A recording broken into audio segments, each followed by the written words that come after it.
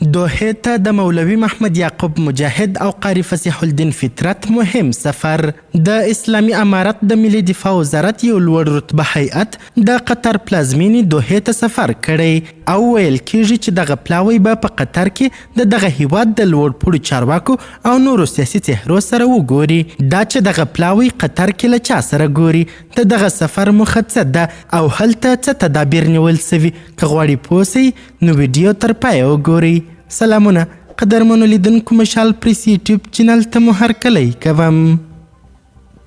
د افغانستان د اسلامي امارت د ملي دفاع وزارت سرپرست مولوي محمد یعقوب مجاهد او د اسلامي امارت د پوځ لوی درستیز قاری فصیح الدین فطرت دوحې ته تللي او تمه ده هلته د دوحې د دفاعي صنایعو نړیوال نندارتون او کنفرانس کې ګډون وکړي. د دوحې د دفاعي صنایعو نړیوال نندارتون چې د قطر د دفاع وزارت لخوا اداره کیږي ویلي د بیلابیلو هیوادونو شاوخوا 90 ځانګړي استازي د یاد نندارتون په 8مه دوره کې ګډون کوي.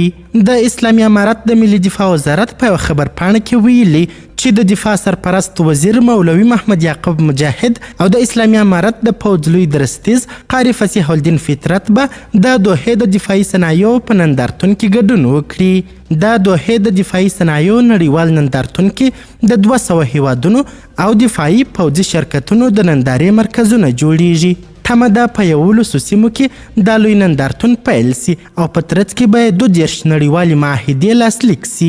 دغه نندارتون ته د 10 هیوادونو 11 جنګي بیړۍ هم نندارې ته ایښودل کیږي. د اسلامي امارت د دفاع وزارت د اعلامیې په اساس تمه ده دغه لوړپوړي چارواکي همداراز له قطري چارواکو سره د 2 اړخیزو اړیکو په پیاوړتیا هم خبرې وکړي. د افغانستان د پخواني پوځ د کمانډو ځواک عمومي قومندان جنرال فرید احمدي ازادي رادیو سره په خبرو کې له مولوي محمد یعقوب مجاهد سره د قطري چارواکو د لیدنو پر مهال د ځینو پیښیدونکو مسایلو په اړه خپل نظر داسې شریک کړ. قطر به ټینګار وکړي چې د افغانستان لپاره د ملګرو ملتونو ځانګړی استازی ومنل سي.